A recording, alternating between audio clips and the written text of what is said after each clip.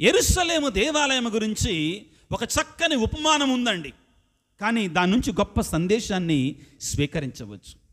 ఏంటి ఆ యొక్క యెరూషలేము దేవాలయం గురించినట్టు ఉపమానం అంటేనట, యెరూషలేము దేవాలయం నిర్మించబడటానికి కొన్ని వందల సంవత్సరాల క్రితం యెరూషలేము దేవాలయాన్ని ఎవరు కట్టారు ఇంతకీ?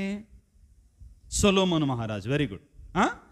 ఆ యెరూషలేము దేవాలయం నిర్మించబడటానికి కొన్ని వందల సంవత్సరాల క్రితం ఆ యెరూషలేము దేవాలయం కట్టినటువంటి ఆ స్థలములో ఒక సంఘటన జరిగిందంటండి. ఏమిటి అంటే, ఒక గ్రామంలో ఆ యెరూషలేము ఉన్నటువంటి ఆ ప్రాంతంలో ఒక రైతు ఉండేవాడంటండి. ఎవరు? ఒక రైతు ఉండేవాడట. అతనికి కొంత పొలం ఉంది, కొంత పంట పొలం ఉంది, కొద్దింత ప్రదేశం ఉంది, పొలాలు ఉన్నాయి. అతను పెళ్లి చేసుకున్నాడు. అతనికి 2 కుమారులు కలిగాడు. అతను ఎప్పుడూ కూడా దేవుని మీద భక్తితో, భయంతో, ప్రేమతో తన 2 బిడ్డలను కూడా పెంచేవాడంట. అయితే ఆయన కూడా వృద్ధాప్యం వచ్చింది. ఆయన కూడా మరణించాడు. మరణించటానికి ముందు ఆయన ఒక మంచి పని చేశాడు. నేను మరణించిన తర్వాత నా 2 పిల్లలు కూడా నా ఆస్తి కోసం కొట్లాడుకుంటారు అని 2 కూడా పిలిచి తన ఆస్తిని సమానంగా పంచిపెట్టాడు. తన పొలాలను సమానంగా పంచిపెట్టాడు. పంచిపెట్టి ఆయన మరణించాడు. కాలం చెల్లింది, కాలగర్భములో కలిసిపోయాడు. ఇక ప్రియులారా, వీళ్ళు పెరిగారు, పెద్దోళ్ళు అయ్యారు. వాళ్ళల్లో పెద్ద ఆయన అన్నాడు, నేను పెళ్లి చేసుకోనయ్యా, నేను ఇలాగానే ఉండిపోవాలి అనుకుంటున్నాను అని అలా ఉండిపోయాడు. తప్పు లేదండి అలా ఉండిపోవటంలో. ఈ మధ్య సమాజం అనేటువంటిది, అదే దేవుడు అనేటువంటి వాడు వివాహ ధర్మాన్ని ఏర్పాటు చేశాడు. కానీ నేను ఇలాగానే దేవుని కోసం ఒంటరిగా ఉండిపోతాను అని అంటాను, తప్పు లేదండి. అదేవిధంగా రెండవ వాడు ఏమన్నాడండి, నేను వివాహం చేసుకుంటాను అన్నాడు. చేసుకున్నాడు. అదేవిధంగా దేవుడు దీవించాడు. ఒక 4 పిల్లలను కన్నాడు. ఎంతమంది పిల్లలను కన్నాడు? 4 పిల్లలను కన్నాడు. 4 పిల్లలు అనగానే ఇటువైపు పిల్లలు నవ్వుతున్నారు. ఎందుకంటే ఈ రోజులు 4 పిల్లలు కంటం అంటే విచిత్రం అన్నమాట. అది అక్కడక్కడే కనపడుతుంది అనమాట. కానీ శ్రీ సభ ఏమంటుందంటే, పిల్లల దేవుడి యొక్క బహుమానము బైబిల్ గ్రంథం అంటుంది, శ్రీ సభ కూడా అంటుంది. పిల్లలు ఎవరి బహుమానం? దేవుడు ఎంతమందిని ఇచ్చిన వాళ్ళని తీసుకోవడానికి సిద్ధంగా ఉండాలి. ఈ మాట నేను అన్నాను అనుకో, బయటికి వెళ్ళి మన గవర్నమెంట్ చెప్తారు, మీరు ఫాదర్ గారు చాలామంది పిల్లలను కనమంటున్నారు, ఫ్యామిలీ ప్లాన్కి వ్యతిరేకంగా బోధిస్తున్నాడు అంటారు. ఏదేమైనా కానీ దేవుని చిత్తం ఏంటంటే, దేవుడిచ్చినట్టు పిల్లలందరినీ కూడా మనం తీసుకోవటానికి న్యాచురల్ ఫ్యామిలీ ప్లానింగ్ అయితే దేవునికి వ్యతిరేకం కాదండి. న్యాచురల్ ఫ్యామిలీ ప్లానింగ్ అయితే దేవునికి వ్యతిరేకం. ఇవన్నీ శ్రీసభ సిద్ధాంతాలను అందుకని మధ్య మధ్యలో వచ్చినప్పుడు చెప్తుంటాను, వదిలిపెట్టకుండా. న్యాచురల్ ఫ్యామిలీ ప్లానింగ్ అంటే ఏంటి ప్రియులకు దేవుని బిడ్డలారా? మందులు, మాకులు, ఆపరేషన్లు లేకుండా నీవు నిన్ను నిగ్రహించుకొని, అర్థమవుతుందా? నీవు నిన్ను నిగ్రహించుకొని పిల్లలకి ఆ దేవుడిచ్చిన పిల్లలను స్వీకరించడానికి సిద్ధంగా ఉండడం. Hallelujah, praise the lord, praise the lord. ఇక యెరూషలేము దేవాలయం దగ్గరికి ఆ 2 అన్నదమ్ముల దగ్గరికి మళ్ళీ వద్దాం. ఏం జరిగిందట? వీళ్ళిద్దరు కూడా పెద్దోళ్ళు అయిపోయారు. చిన్న కొడుక్కి తమ్ముడికి ఎంతమంది 4 పిల్లలు కలిగారు. పెద్దవాడు వివాహం చేసుకోలేదు. దేవుడి కృప వలన ఆ సంవత్సరం 2 పొలాలలో కూడా పంటలు బాగా పండాయి. పంటలు బాగా పండాయి. ఇక పంటలు బాగా పండిన తర్వాత ఆ పంటని రాసులుగా పోశారు. ఆ యొక్క ధాన్యాన్ని రాసులుగా పోశారు. రాత్రిపూట ఆ కాలంలో ప్రియులారా, ఆ ధాన్యాన్ని రాసులుగా పోసిన తర్వాత ఆ ధాన్యానికి కాపలా ఉండాలి. ఏం చేయాలి? కాపలా ఉండాలి. లేకపోతే జంతువులు కానీ, లేకపోతే 2 కాళ్ళ జంతువులు కూడా వచ్చి దొంగిలిస్తాయి. ఎవరండి? 2 కాళ్ళ జంతువులు కూడా వచ్చి దొంగిలించే ప్రమాదం ఉంటుందన్నమాట. కాబట్టి అన్న ఎక్కడో తన పొలంలో తాను తన ధాన్యానికి కాపలా ఉన్నాడు. రాత్రిపూట ధాన్యపు కుప్ప దగ్గర పడుకున్నాడు. తమ్ముడు కూడా తన ధాన్యానికి, తన పొలంలో పండినటువంటి పంటకి కాపలా ఉన్నాడు. ఎక్కడ జరుగుతుంది ఇదంతా కూడా? ఎక్కడ? పొలంలో. ఎక్కడుంది పొలం? యెరూషలేము ప్రాంతంలో ఉంది ప్రియులారా, గుర్తుపెట్టుకోవాలి, ఇది ముఖ్యం. ఇక ఒక అర్ధరాత్రి సమయంలో అన్నకు నిద్ర పట్టడం లేదు. అన్నకు నిద్ర పట్టడం లేదు. అనుకున్నాడు, నేను ఒంటరోణ్ణి, నాకు పెళ్ళి లేదు, నాకు పిల్లలు లేరు, నాకు ఈ సంపద అంతా ఎందుకు అని అనుకొని తన ధాన్యపు రాశిలో ఉన్నటువంటి ఒక 10 బస్తాలు తన భుజాన వేసుకొని తమ్ముడికి తెలియకుండా తీసుకొని వచ్చి తమ్ముడు రాశిలో ఆ గోధుమ గింజలు గోధుమలన్నీ కూడా కలిపాడు, తమ్ముడి మీద ఉన్నటువంటి ప్రేమ. సరే, చాలా హ్యాపీగా నా తమ్ముడికి నేను సహాయం చేయగలిగా. 4 పిల్లలు ఉన్నారు, భార్య ఉన్నారు, వాళ్ళకి కావాలి అనని ప్రియులకు దేవుని బిడ్డలారా తమ్ముడి మీద ప్రేమతోటి 10 బస్తాలు ఏంటివి గోధుమలు తమ్ముడు యొక్క ధాన్యంలో కలిపాడు. 3 గంటల సమయంలో తమ్ముడికి కూడా నిద్ర పట్టట్లా. ఏమని అంటాడు తమ్ముడు? ప్రియులరా, నాకంటే ముసలోడినైన తర్వాత నన్ను చూసుకోవడానికి నా పిల్లలు ఉన్నారు, ఒక ముద్ద అన్నమైనా పెడతారు. అది ఈ రోజులు కాదులేండి, తల్లిదండ్రులను తరిమేసే రోజులు కాదు, ఆ కాలంలో కొద్దిగా ప్రేమలు ఉండేలేండి. ఇంకా ఏమన్నాడు? నా అన్నని ఎవరు చూసుకుంటారు పాపం, ఆయనకెవరూ లేరు, కాబట్టి నేను కొంచెం సహాయం చేస్తే నా అన్నకి ఎవరూ లేకపోయినా కానీ ఆ ధనాన్ని ఎవరికన్నా ఇస్తే ఎవడో ఒకడు అతను కొంచెం చూసుకుంటాడు. కాబట్టి తన ధాన్యపు రాశిలో నుండి తనకు తెలియదు అన్న కలిపాడని వచ్చి ఆల్రెడీ అన్న సహాయం చేశాడని ఇంకో 10 బస్తాలు తీసుకొని తన అన్న ధాన్యపు రాశిలో పోశాడు. ఇతను కూడా సంతోషంగా నా అన్నకు నేను సహాయం చేశాను అని సంతోషంగా ఉన్నాడు పిల్లారా. ఇక తెల్లారింది, ఇద్దరు కూడా ధాన్యపు రాశులు చూసుకున్నారు. ఎవరిది తగ్గిపోలా, ఇదేంటబ్బా ఇలాగా ఉంది, నేను 10 బస్తాలు మా అన్నయ్యకి సాయం చేశానే, నేను 10 బస్తాలు మా తమ్ముడికి సాయం చేశానే, ఇద్దరు కూడా తెలియదు అలా కలిపినట్లుగా. ఆ విధంగా 2 రోజులు అయిపోయింది. 3వ రోజున తమ్ముడు బయలుదేరాడు అన్నకి సాయం చేద్దామని. అర్ధరాత్రి సమయంలో అన్న బయలుదేరాడు తమ్ముడికి సహాయం చేద్దామని. ఇక ఇద్దరు కూడా మధ్యలో కలుసుకున్నారు. ఈయన భుజం మీద గోధుమల బస్తా ఉంది, ఆయన భుజం మీద ఏముంది? గోధుమల బస్తా ఉంది. ఇద్దరికి అర్థమయ్యింది, నేను నా తమ్ముడికి సహాయం చేస్తున్నా కానీ నా ధాన్యపు రాశి ఎందుకు తరిగిపోవటం లేదంటే నా తమ్ముడు నా ధాన్యపు రాశిలో పోస్తున్నాడు. ఇద్దరు కూడా ఆ ధాన్యపు బస్తాలను పక్కన పడవేసి కౌగలించుకొని ప్రేమతో కన్నీరు మున్నీరుగా ఏడ్చాడు. పరలోకములో ఉన్న దేవుడు తన 2 చేతులను కూడా ఆ ఇద్దరు అన్నదమ్ముల వైపు చాచి తదాస్తు అని వారిని దీవించాడట ప్రియులారా. హల్లెలూయా, హల్లెలూయా, హల్లెలూయా. వారి ప్రేమని, వారి ప్రేమ బంధాన్ని దీవించి ఒక మాట అన్నాడంటండి. ఏమిటి అంటే, భూలోకములో ప్రేమ ఎచ్చట ఉండును అచ్చట దేవుడు ఉండును అని పలికాడంటండి. Hallelujah, praise the lord, praise the lord. ప్రేమ ఎచ్చట ఉండును అచ్చట దైవముండును అని పలికి ఈ యెరూషలేములో నా కొరకే నిర్మించబడవలసిన దేవాలయం ఇదిగో ఈ అన్నదమ్ములు ప్రేమతో కలిసినటువంటి ఈ ప్రాంతంలోనే కట్టాలి, ఈ ప్రాంతంలోనే నిర్మించాలి అని దేవుడు సంకల్పించాడట. ఆ ప్రాంతంలోనే కొన్ని సంవత్సరాల తర్వాత ఇదిగో సొలొమోను మహారాజు ఈ యెరూషలేము నగరంలో యెరూషలేము దేవాలయాన్ని నిర్మించాడట. ప్రియులకు దేవుని బిడ్డలారా, hallelujah, praise the lord, praise the lord, praise the lord. మీ ముందు మరొక విషయాన్ని చెప్తాను, జాగ్రత్తగా వినండి. ఈ అన్నదమ్ముల స్థానంలో మనం ఉంటే ఎలాగ ఆలోచిస్తామో తెలుసా? మనం ఉంటే, ఇప్పుడు కొత్త రకపు అన్నదమ్ములు ఉంటే ఎలాగ ఆలోచిస్తారో తెలుసా? ఆల్రెడీ నవ్వుకుంటున్నారు, మీకు అర్థమైపోయిందండి ఆల్రెడీ. కొత్త రకపు అన్నదమ్ములు ఉంటే ఎలాగ ఆలోచిస్తారో తెలుసా? తమ్ముడు ఏమంటాడంటే, మా అన్నకి ఏం పోయే కాలం వచ్చింది, అంత ధనం ఎందుకు ఆయనకి, అంత ధాన్యం ఎందుకు, మా అన్నకి మా అన్నే కదా, మా నాన్న ఇచ్చిన పొలమే కదా, మా అన్నగా తెలియకుండా 20 బస్తాలు నేను తెచ్చుకుంటా అంటాడండి. అవునా కాదండి? అవునంటే ఎలా ఊపుతారు తల, కాదంటే ఎలా ఊపుతారమ్మా? దయచేసి చెప్పండి, అవునా కాదా? చెప్పండి. Hallelujah, praise the lord, praise the lord. మా అన్నకి పెళ్లి లేదు కదా, పెటాకులు లేదు కదా, ఇంకేం పెడతాడు పొద్దాకులు, అన్నే ఇవ్వాలి మాకు, అన్నే ఇవ్వాలి. ఎప్పుడూ కూడా నాకేమొస్తుందే కానీ ఎప్పుడు మన బ్రతుకులు ఎట్నే తయారయ్యండి, ఎట్నే ఎప్పుడు అడుక్కోవటమే, ఎప్పుడు కావాలి నాకే ఎవరో ఇవ్వాలి, నేనిటి చేతులు పైకి చాచి నేను ఇద్దామనేటువంటి స్వభావం మనకి రావటం లేదండి. ప్రియులారా, బైబిల్ గ్రంథంలో ఒక గొప్ప మాట ఉంటుంది. ఏమిటి అంటే, పుచ్చుకొనుట కంటే ఇచ్చుట. చక్కగా చెప్పారమ్మా. మరి ఇస్తున్నామా మనం? ఇస్తున్నామయ్యా మనం? ప్రియులకు దేవుని బిడ్డలారా, ఈ రోజున దేవుని యొక్క వాక్యము మనందరికీ ఒకే ఒక మాట చెప్తుందండి, ప్రేమ. మనందరం ఒక్కసారి బైబిల్ తీసుకుందాం, 2 నిమిషాల పాటు టకాటకమని ధ్యానం చేసుకోవటానికి ప్రయత్నం చాలా ముఖ్యమైన అంశాలు ఉన్నాయి పిల్లరా. గడచిన ఆదివారపు వాక్యాన్ని మనం ఈ ఆదివారపు వాక్యానికి మనం కనెక్ట్ చేయకపోతే అక్కడ మనకు అర్థం కాదండి. వాక్యాన్ని చదువుకుందాం.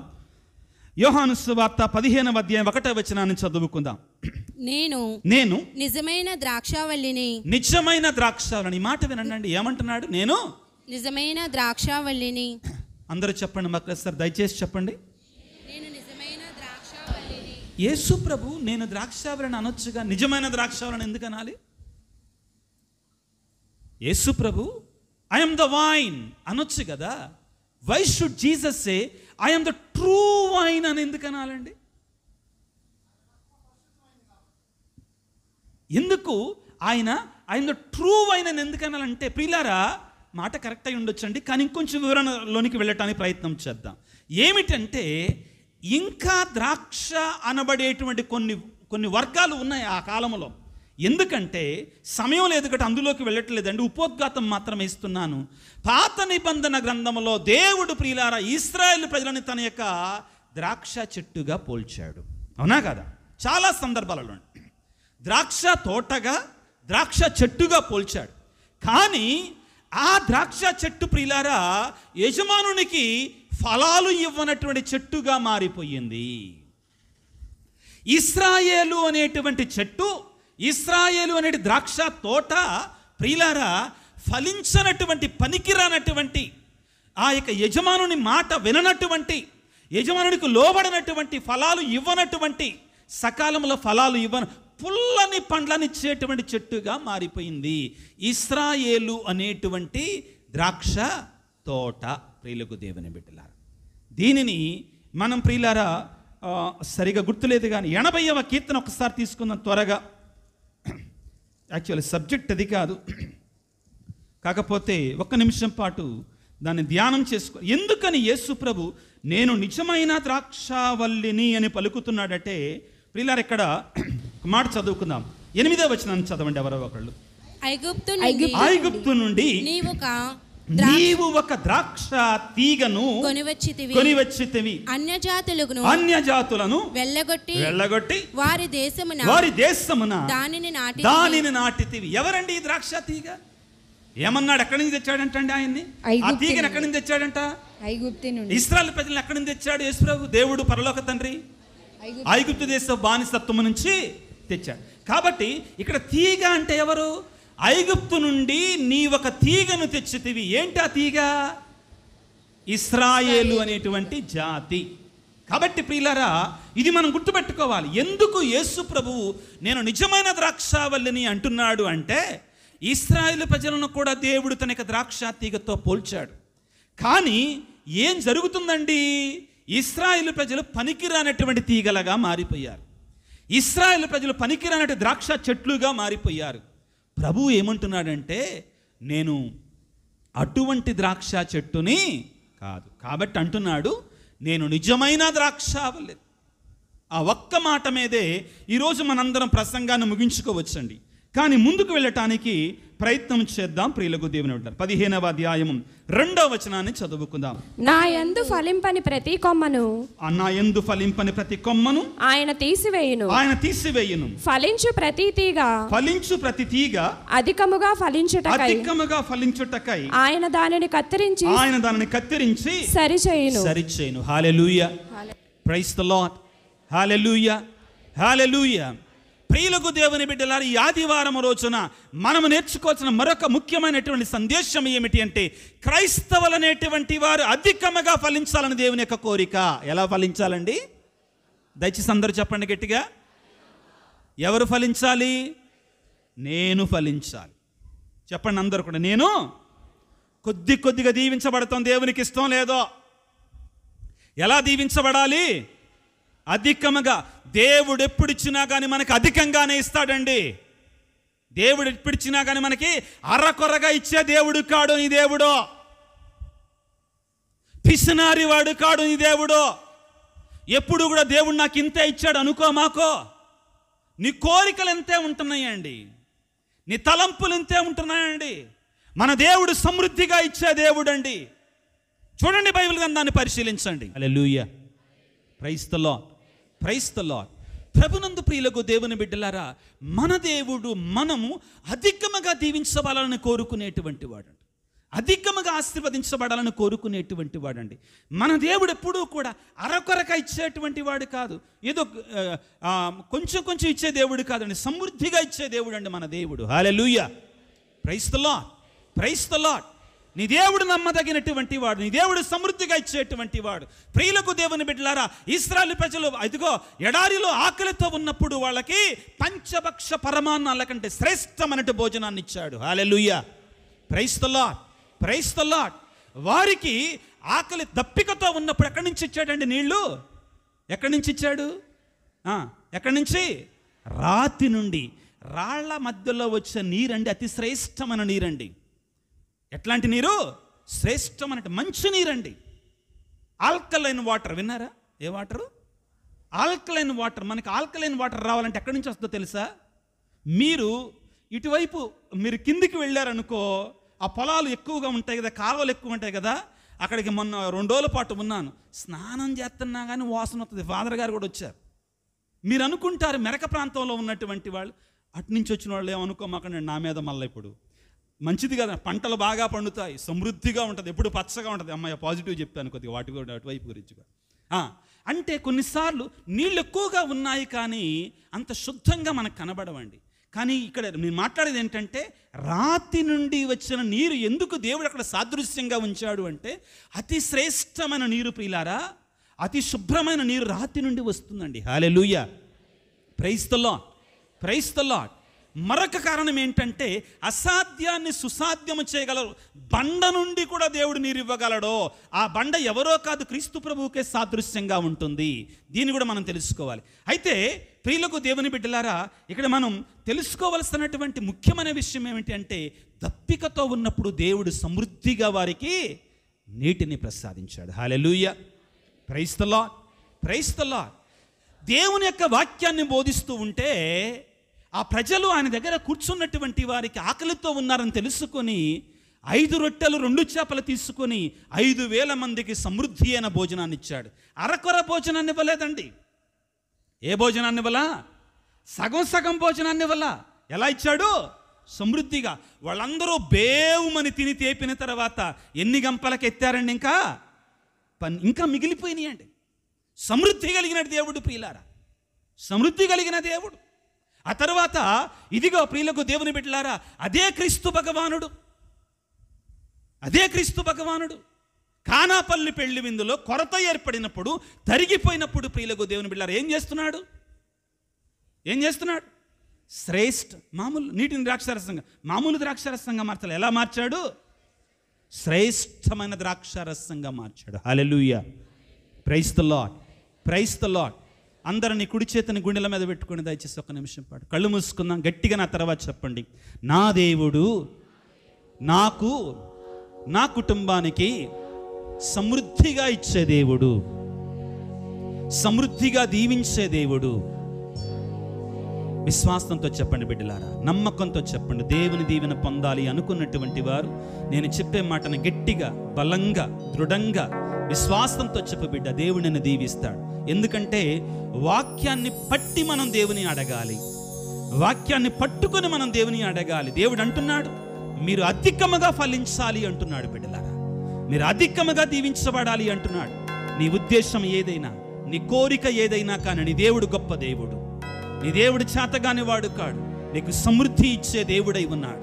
నీ కుడి చేతిని నీ గుండెల మీద ఉంచుకో, ప్రార్థన చెయ్యి. ముఖ్యంగా లోకానుసారమైనటువంటి కోరుకోవచ్చు, తప్పులేదు. దానికంటే ఆత్మీయమైనటువంటి విషయాలు, ఫలాల కోసం ప్రార్థన చెయ్యాలి. నీ కుడి చేతిని నీ గుండెల మీద ఉంచుకో. దేవా, అందరూ నా తర్వాత చెప్పండి, యేసయ్యా నన్ను దీవించయ్యా, నన్ను అధికముగా దీవించయ్యా, నన్ను ఫలింపచేయి తండ్రి, నన్ను అధికముగా ఫలింపచేయి తండ్రి. నా దేవుడు, నా యేసయ్యా నన్ను అధికముగా దీవించువాడు, నన్ను అధికముగా ఆశీర్వదించువాడు. హల్లెలూయా, హల్లెలూయా, హల్లెలూయా.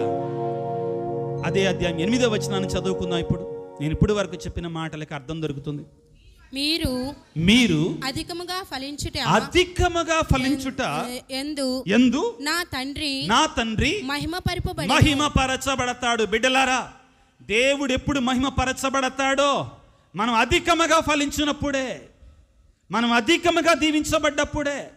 సగం సగం కాదండి. ఎలా దీవించబడాలి? అధికముగా దీవించబడాలి, అధికముగా ఫలించాలి. దేవుని కోరిక. ఎంత గొప్ప దీవెన ప్రియులకు దేవుని బిడ్డలారా. దేవుడు మనందరి గురించి కూడా ఏమంటున్నాడు?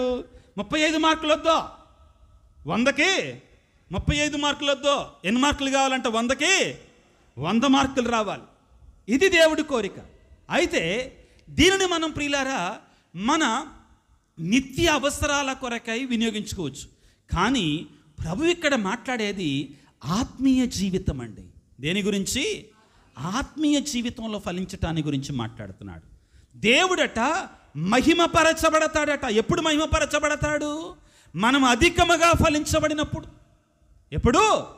మనం అధికముగా ఫలించబడినప్పుడు. కానీ ఇక్కడ ఎప్పుడు ఫలించబడతాం మనం? ఆయన యందు ఉన్నప్పుడు. అన్నీ కూడా రెసిప్రోకల్ అండి. నిదానంగా ఒకదానికొకటి కనెక్షన్ ఉంటుందండి. ఒకదానికొకటి ఎలా ఉంటుంది? కనెక్షన్ ఉంటుంది. ఏమంటాడు ఇప్పుడు? దయచేసి అందరూ ఆలకించండి. దేవుడు అంటున్నాడు, నేను నిజమైన ద్రాక్షావల్లిని, మీరు ఎవరు? కొమ్మలు, రెమ్మలు. రెండవది ఏమంటున్నాడు? మీరు అధికముగా ఫలించాలి అంటున్నాడు. అన్న తర్వాత మీరు అధికముగా ఫలించాలంటే ఏం చేయాలి? మీరు నా యందు ఉండాలి. మీరు నా యందు ఉండాలి. తలలు వంచి చేతులు జోడించి ప్రార్థన చేసుకుందాం. సర్వోన్నతుడా, సర్వశక్తిమంతుడా, మా ప్రాణ ప్రియుడా, మా ప్రాణ స్నేహితుడా, నిజమైన ద్రాక్షావల్లి మేము ఫలించాలి, అధికముగా ఫలించాలి, దీవించబడాలి, అధికముగా దీవించబడాలని కోరేటువంటి దేవుడా, యెహోవా ఈరే సమకూర్చువాడా, నీకు స్తోత్రాలు, నీకు వందనాలు. ఈ రోజున ప్రభువా మీరు ఇచ్చినటువంటి ఆదరణకరమైనటువంటి, దీవెనకరమైనటువంటి, ఆశీర్వాదకరమైనటువంటి వాక్యాలను బట్టి మీకు స్తోత్రాలు తెలియజేస్తూ ఉన్నాము తండ్రి. ఓ యేసు రాజా, నిజమైన ద్రాక్షావల్లి నువ్వు మాతో పలుకుతున్నావు. నాతో ఉండండి బిడ్డలారా, నా యందు ఉండండి బిడ్డలారా, నా స్నేహితులుగా ఉండండి బిడ్డలారా. అప్పుడు మీరు ఫలిస్తారు, అధికముగా ఫలిస్తారు. నా ఆనందం మీ యందు ఉంటుంది. ఏమిటి? పరిపూర్ణంగా ఉంటుంది ఆ ఆనందం అని పలికావు. నీకు స్తోత్రాలు తండ్రి, నీకు వందనాలు ప్రభువా. ఈ ఆధునిక ప్రపంచంలో తండ్రి ఎంతోమంది బిడ్డలు, ఎన్నో కుటుంబాలు వేదనాపూరితమైనటువంటి, బాధాకరమైనటువంటి జీవితాలు జీవిస్తున్నారు ప్రభువా. సమృద్ధి లేనటువంటి అరకొర బ్రతుకులు బ్రతుకుతున్నారు నాయన. ఆనందం లేనటువంటి జీవితాలు జీవిస్తున్నారు ప్రభువా. ఫలించటం లేదు నాయన. కుటుంబాలలో ఫలాలు లేవు నాయన. అభివృద్ధి లేదు, ఆత్మీయమైనటువంటి అభివృద్ధి లేదు నాయన. ఆత్మీయమైన ఫలాలు ఇవ్వకుండా బ్రతుకుతున్నారు నాయన. కన్నీటి చరిత్రలు ఒక కుటుంబంలో ఒక్కొక్క బిడ్డలో ఉన్నాయి తండ్రి. ఆరోగ్య కారణాలు, శారీరకమైన అనారోగ్యం కారణంగా ప్రభువా, ఆత్మీయమైనటువంటి రోత పాప జీవితాల కారణంగా ప్రభువా కన్నీటి బ్రతుకులు బ్రతుకుతున్నారు నాయన. బిడ్డలు మాటలు వింటలేదు నాయన. భార్యాభర్తల మధ్యలో సఖ్యత లేదు నాయన. అటువంటి కుటుంబాల కొరకే ప్రార్థన చేస్తున్నారు నాయన. వారందరినీ ఒక్కటిగా ఉంచు, మీరు నా యందు ఉండండి అంటున్నావు ప్రభు. అదేవిధంగా ఆ కుటుంబాలు కూడా విడిపోకుండా ఒకటిగా ఐక్యముగా ఉండేటువంటి కృపను దయచేయండి. నీ ఆత్మవర్షాన్ని ప్రభు, నీ పరిశుద్ధాత్మ శక్తిని ప్రభు ఆ గృహాల మీద ప్రభు ఈ క్షణంలో కుమ్మరింప చేయండి. ఈ సమయంలో ప్రభు నీ బిడ్డలను మీరు దర్శించండి నాయన, ఆశీర్వదించండి నాయన. నువ్వు వాగ్దానం చేస్తావు నాయన, ఈ రోజున నువ్వు మాట ఇచ్చావు ప్రభువా, అధికముగా ఫలించాలి బిడ్డలారా, మీరు అధికముగా ఆశీర్వదించబడాలంటున్నావు ప్రభువా. మీ ఆనందం పరిపూర్ణము కావాలంటున్నావు నాయన. మీరు అరకొరగా ఇచ్చే దేవుడు కాదు నాయన, సగం సగం ఇచ్చే దేవుడు కాదు ప్రభువా. మా కుటుంబాలన్నీ కూడా ఆత్మీయంగా నిన్ను అంటి పెట్టుకొని జీవిస్తూ ఆత్మీయ ఫలాలను నీకు సకాలంలో ఇచ్చే బిడ్డలుగా మమ్మల్ని దీవించండి. అధికముగా ఫలించే బిడ్డలు మమ్మల్ని దీవించమని వేడుకొనిచున్నాం తండ్రి. నాయన నువ్వు అంటున్నావు, బిడ్డా నీవు నాకు స్నేహితుడిగా ఉంటావా, నీవు నాకు స్నేహితురాలిగా ఉంటావా, నేను నీతో స్నేహం చేయాలనుకుంటున్నాను. ఆత్మీయ స్నేహాన్ని, దైవికమైన స్నేహాన్ని, పవిత్రమైన స్నేహాన్ని యేసయ్య కోరుకుంటున్నాడు మనతోటి. ఆయనతో స్నేహం చేద్దాం. అయ్యా మాకు శక్తినివయ్యా, మేము పాపులము నాయన, నీతో స్నేహం చేయటానికి అనర్హులము నాయన. కానీ నువ్వు అంటున్నావు మీరు నా స్నేహితులు అంటున్నావు. నీకు స్తోత్రాలు, నీకు వందనాలు ప్రభువా. ఆ స్నేహానికి తగినట్లుగా నేను జీవించడానికి కావాల్సిన శక్తినివ్వండి నాయన. పవిత్రమైనటువంటి పరిశుద్ధమైన జీవితాలు జీవిస్తూ ప్రభువా నీకు ఇష్టముగా జీవించే బిడ్డలుగా మమ్మల్ని దీవించండి. ఉత్థానమైన యేసయ్య, పరలోకానికి ఎత్తబడిన దేవా, మా మధ్యలో ఉన్నటువంటి దేవా నీకు స్తోత్రాలు. ఉత్థానమైన తర్వాత ఈ వాక్యాలు మేము చదువుకోవాలని, మేము నెవరవేసుకోవాలని పవిత్రాత్మ మీకు జ్ఞాపకం చేస్తాడు అన్ని విషయాలు అన్నావు. ఇదిగో ఉత్థానమైన తర్వాత జ్ఞాపకం చేస్తున్నాడయ్యా ఈ సత్యాలని. మేము అధికముగా ఫలించాలని, ఆత్మీయ ఫలాలను ఇవ్వాలని, ద్రాక్ష చెట్టుకు అంటి పెట్టుకొని ఉండాలని, మేము మా ఆనందాన్ని పరిపూర్ణంగా పొందుకోవాలని కోరుకుంటున్నాం. ఎవరైతే బిడ్డలు కన్నీటితో ఉంటున్నారో, వేదనతో ఉంటున్నారో, హృదయంలో మానసికమైనటువంటి ఆందోళనతో ఉన్నారో వాటిని తొలగించు నాయన. శాంతినిచ్చే దేవుడవు నాయన, సమాధానాన్నిచ్చే దేవుడవు నాయన, మమ్ము దీవించువాడవై ఉన్నావు. ఈ లోకంలో సాతాను కానీ సాతాను శక్తులు కానీ మమ్ము ఏమి చేయలేవు తండ్రి. మీరు మాకు తోడుగా ఉండగా సాతాను శక్తులు మాపై ప్రభావాన్ని చూపలేవు నాయన. నీ ఆత్మ మాకు తోడుగా ఉండగా ప్రతి బిడ్డను కూడా ప్రభు ఈ క్షణంలో దీవించండి. వారి మధ్యలోకి నువ్వు వెళ్ళిన ఆయన యొక్క పరిశుద్ధాత్మ రూపంలో ప్రతి బిడ్డపై ప్రభు నీ గాయపడిన హస్తాన్ని క్షణంలో ఉంచండి నాయన. ప్రతి బిడ్డను దీవించండి, అభిషేకించండి, ఆశీర్వదించండి, దీవించండి ప్రభువా. వారి కుటుంబాలను ఫలింప చేయండి, వారి బ్రతుకులను ఫలింప చేయండి. ఇక్కడ ప్రభు చిన్నారి బిడ్డలు ఉన్నారు, వారిపై మీ హస్తాలను ఉంచండి ప్రభువా. యవ్వన ప్రాయంలో ఉన్న బిడ్డలు ఉన్నారు, వారిపై మీ హస్తాలను ఉంచండి ప్రభువా. వివాహం అనేటువంటి భార్యాభర్తలు ఉన్నారు, వారిపై నీ పరిశుద్ధ హస్తాలను ఉంచండి. పరిశుద్ధాత్మ శక్తిని కుమ్మరింప చేయండి ప్రభువా. ఈ క్షణములో ప్రభువా వృద్ధాప్యములో ఉన్నటువంటి వారు ఉన్నారు, వారందరిపై కూడా నీకు పరిశుద్ధమైన హస్తాలను ఉంచి దీవించి ఆశీర్వదించి ప్రభువా. ఈ సింగ్ నగర్ను ప్రభువా నీ ఆత్మవర్షముతో నింపమని, నీ ఆత్మ అభిషేకముతో నింపమని, నీ ఆత్మవరాలతో నింపమని మా ప్రభువైన క్రీస్తు ద్వారా వేడుకొనుచున్నాము తండ్రి. ఆమేన్.